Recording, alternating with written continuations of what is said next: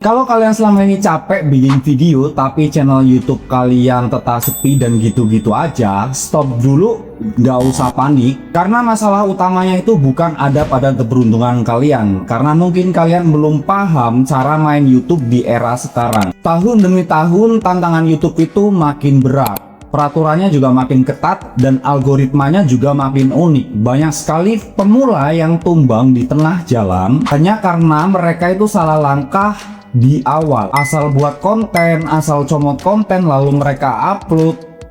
Kemudian mereka itu terjebak dengan cara-cara instan. Dampaknya channel mereka itu tidak berkembang dan stuck di gitu-gitu aja. Di video kali ini kita akan membahas 7 tips paling krusial untuk mengubah cara pandang kalian membangun channel YouTube dari nol sampai mendapatkan pendapatan dari channel YouTube. Oh, sebelum kita bahas ke tips-tipsnya, di sini saya ingin disclaimer dulu. Di channel ini saya buat hanya ingin berbagi pengalaman apa yang mungkin bisa menjadi wawasan untuk segelintir orang di luaran sana, apa yang mungkin salah, apa yang mungkin benar. Dan di sini saya tidak jualan kelas, tidak jualan ebook atau produk digital apapun. Channel ini real murni saya gunakan untuk berbagi. Tentunya saya hanya berbagi wawasan, bukan menjual pengetahuan. Dan kita langsung bahas di poin pertama. Poin pertama itu jangan pernah ikut-ikutan konten yang instan. Apa yang dimaksud konten yang instan? Bagi pemula, godaan terbesar itu adalah membuat konten yang cepat saji, seperti menge-upload video orang lain,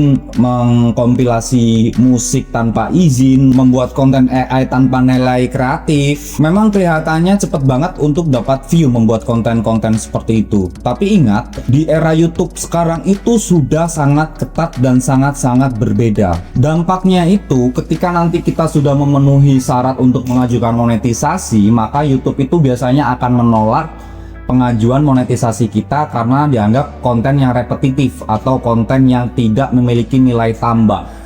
Dan kalaupun diterima, saya yakin konten-konten seperti itu tidak akan bisa bertahan lama. Karena pengalaman saya pribadi pun, saya pernah mengalami ketika channel saya itu sudah memiliki view yang stabil dengan jumlah subscriber yang meningkat sangat drastis, dengan pendapatan yang puluhan juta per bulan, tiba-tiba tanpa ada aba-aba channel kita itu didismount sama pihak YouTube. Saya pernah mengalami dan itu sangat sakit, teman-teman.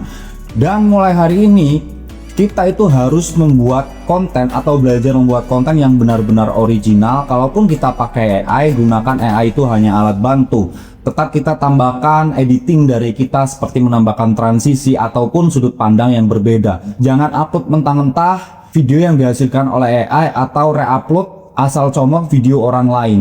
Karena walaupun diterima monetisasi, saya yakin, sekali lagi saya tegaskan, channel kita itu tidak akan bisa bertahan lama ataupun jangka panjang. Poin yang kedua, kalian itu harus menentukan niche dan topik utama dari konten kalian. Banyak sekali pemula yang salah langkah ketika mereka baru mulai membangun channel YouTube, namun mereka tidak menentukan niche konten sehingga mereka upload jenis konten yang campur aduk. Hari ini upload masak-masak, besok gaming, terus besoknya musik. Padahal algoritma itu butuh kepastian dari isi konten kalian. Karena cara kerja algoritma itu sangat simpel sebenarnya. Algoritma itu merekomendasikan video kalian ke penonton yang memiliki minat sesuai dengan video kalian. Kalau kalian mengupload konten dengan satu niche, maka semakin cepat algoritma akan menemukan siapa penonton yang tepat untuk video kalian. Poin yang ketiga yang saya akan bahas di sini adalah konsisten dengan jadwal dan jam upload. Banyak sekali pemula yang mengira bahwa konsistensi itu adalah mengupload video sebanyak-banyaknya. Padahal konsistensi itu adalah tentang menjaga ritme. Kapan kita harus mengupload video, di jam berapa kita harus mengupload video, tentukan itu. Kalau kalian ingin seminggu 2 kali, maka uploadlah seminggu 2 kali. Di hari apa, di jam berapa, kalian harus tentukan itu. Karena itu juga akan membangun kepastian untuk penonton kita dan algoritma. Jadi algoritma itu mudah mengenali channel kita itu aktifnya di hari A misalnya, di jam segini. Algoritma akan cepat mengenali channel kita dan akan merekomendasikan ke penonton yang tepat untuk video kita. Kalian juga bisa melihat di jam berapa yang tepat untuk penonton kalian itu yang paling sering aktif itu di tab studio YouTube kalian ya. Kalian lihat di situ di warna ungu yang paling cerah itu adalah di jam penonton kalian itu paling sering aktifnya.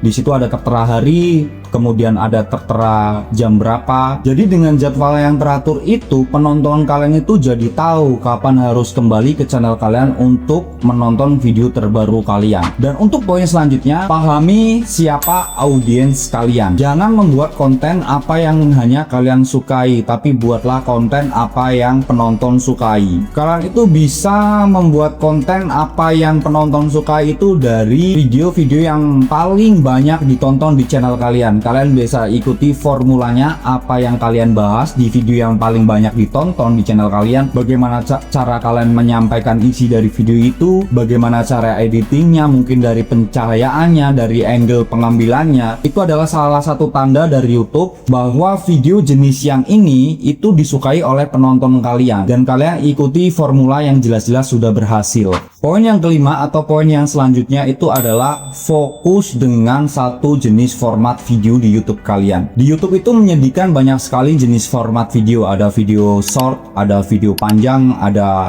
live streaming. Kebanyakan pemula itu biasanya kendalanya itu keterbatasan waktu karena harus membagi waktu dengan pekerjaan utama, dengan sekolah, dengan kuliah, atau dengan hal-hal kesibukan lainnya. Daripada kita membuat video dengan berbagai banyak jenis macam format tapi hasilnya nggak stabil, lebih baik kita curahkan tenaga kita 100% itu di satu format terlebih dahulu. Kalau nanti satu jenis format yang kita fokuskan itu sudah stabil, barulah kita mencoba di format lain. Poin yang keenam adalah tumpangi topik yang sedang tren atau sedang viral. Untuk memberikan dorongan kepada channel yang baru berdiri, salah satu strategi terbaik adalah memanfaatkan topik yang sedang ramai diperbincangkan dan mengangkat topik yang sedang viral. Kalian bisa memantau topik-topik yang sedang FYP, yang sedang menjadi perbincangan dari TikTok ataupun dari Instagram. Lalu kalian buat konten topik yang sedang hangat itu menjadi sebuah konten YouTube yang dikemas sesuai dengan ciri khas channel kalian ataupun sudut pandang kalian. Cara ini tuh sangat ampuh agar channel kita atau video kita itu bisa muncul di permukaan dan direkomendasikan oleh YouTube. Poin yang terakhir atau poin yang ketujuh adalah memanfaatkan AI untuk membantu riset dan mengoptimalkan metadata kita. Saat ini zaman itu sudah berubah. Kalau kita tidak mengikuti perubahan, maka juga kita akan tenggelam. Membuat konten yang bagus saja itu tidak cukup kalau video kita itu sulit ditemukan. Di era sekarang itu kita tidak perlu repot-repot menebak-nebak konten apa yang viral, kemudian judul apa yang bisa viral, deskripsi apa yang bisa viral. Manfaatkan tools yang berbasis AI untuk mengoptimalkan metadata kita. Yang SEO yang memiliki kata kunci keyword yang cukup baik agar video kita itu bisa muncul ke permukaan. Dan dengan AI, proses pekerjaan itu semua bisa menjadi lebih cepat dan terarah, dan membantu metadata dari video kita itu ditemukan oleh algoritma, kemudian direkomendasikan oleh penonton yang tepat. Jadi kesimpulannya itu, membangun channel YouTube di era sekarang itu membutuhkan strategi dan perjuangan yang ekstra. Jangan tergiur cara cepat dan jalan pintas yang bisa merusak channel kalian di masa depan. Tetap fokus membangun fondasi yang kuat untuk channel kita, konten original, niche yang tepat, konsisten, dan memanfaatkan metadata yang sudah disediakan oleh YouTube-nya sendiri. Dan jika video ini bermanfaat untuk kalian, jangan lupa subscribe channel ini, karena siapa tahu video kedepannya akan lebih bermanfaat bagi kalian. Terima kasih, saya Singi Prayogi, sampai bertemu di video selanjutnya.